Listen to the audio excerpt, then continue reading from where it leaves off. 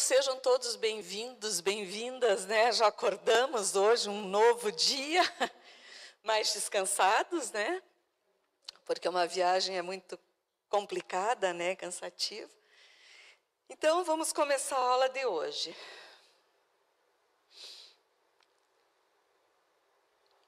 Bom, só para a gente fazer uma retrospectiva do que nós trabalhamos na aula de ontem. Quem que poderia contribuir? Só para a gente resgatar um pouquinho o contexto de ontem, para a gente trabalhar hoje o conteúdo, então, do plano diretor, do Estatuto da Cidade, das relações, das necessidades, das demandas que a sociedade tem e as demandas da cidade. Quem que gostaria só para a gente iniciar a aula de hoje? Está aberto. Nós já estávamos aqui conversando antes de iniciar a aula. Não quer colocar algumas coisas?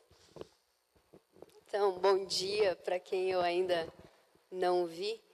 Então, como nós conversávamos anteriormente, professora, eu vejo que não só na questão pública, né, no serviço público, mas muitas vezes na nossa vida privada, existe muito o individualismo, né?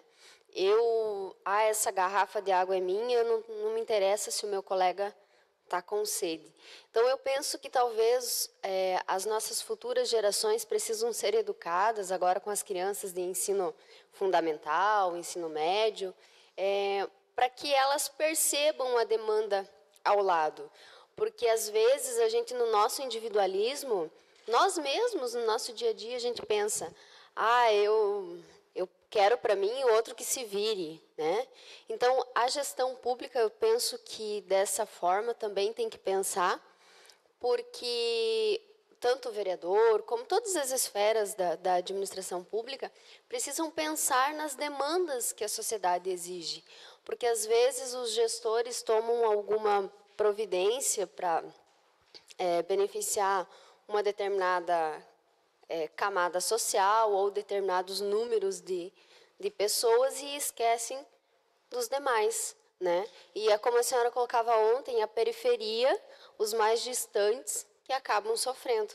Na nossa realidade em Pato Branco também tem casos assim que alguns órgãos públicos estão sendo projetados para construir no local mais distante da cidade, que o pessoal que mora na Zona Sul, por exemplo, vai ter que fazer toda a travessia da cidade.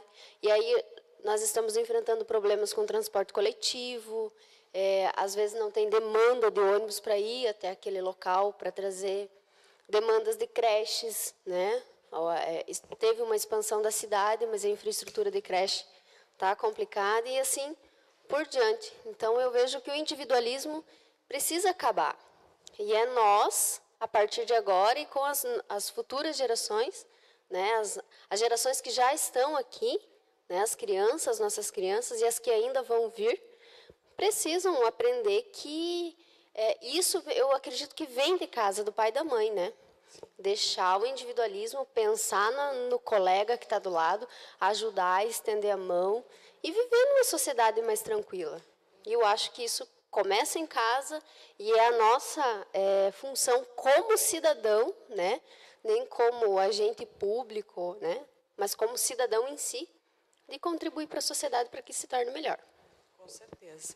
Então, você traz pontos que são bem interessantes. Uma questão é o individualismo em detrimento da coletividade. Tem uma responsabilidade que é nossa dentro de casa, uma responsabilidade do poder público, uma responsabilidade dos distintos interesses da sociedade em avançar na consciência coletiva. Então, é uma responsabilidade de todos nós. Quando a gente pensa em plano diretor, a gente está pensando, não está pensando num único olhar, a gente tem que pensar que a cidade, os problemas, as demandas, as necessidades da cidade, do indivíduo, da sociedade, elas têm múltiplos olhares, ou seja, múltiplas formas de interpretar aquela necessidade. Por isso, ampliar esse debate com o maior número de atores é fundamental. Então, se traz uma questão importante. No decorrer da aula, eu vou trazer um vídeo, daí, na época do modernismo, na história do Brasil, da arquitetura na época do modernismo, também houveram discussões nesse âmbito, como que a gente torna uma cidade melhor. E aí teve um arquiteto curitibano, Vila Nova Artigas, não sei se já ouviram falar, recentemente teve um filme promovido por um filme que passou aqui em Curitiba, um documentário sobre a vida dele.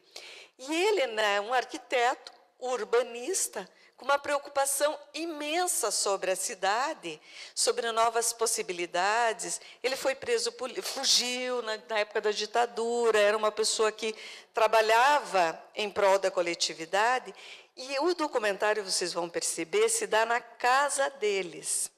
E daí eu quero que vocês olhem a reportagem que a filha faz, no documentário, a historiadora, e vamos tentar fazer a relação do que ela apresenta com o que a gente está discutindo aqui. Então, na sequência, a gente passa isso, que ela fala justamente isso.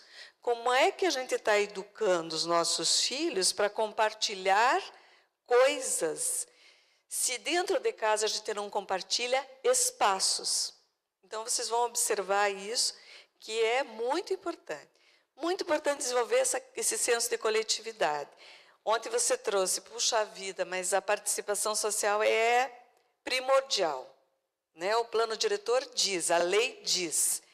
Ela traz a questão da propriedade como uma função social e traz a perspectiva da gestão democrática, uma exigência do Estatuto da Cidade. O plano diretor deve ser discutido com a sociedade. Aí, como fazer isso? Né? Você trouxe isso, como motivar a população a participar, como qualificar a participação das pessoas, que eu acho que esse também é uma grande discussão na atualidade. Às vezes você tem representações, mas são representações que também trazem interesses,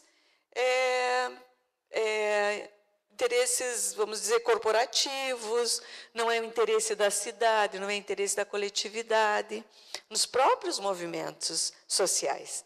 Então, os movimentos sociais também têm que passar por este processo de que a gente chama, como é que se qualifica essa representação, de modo que a representação dessas pessoas, da sociedade, da população, seja de modo qualificado.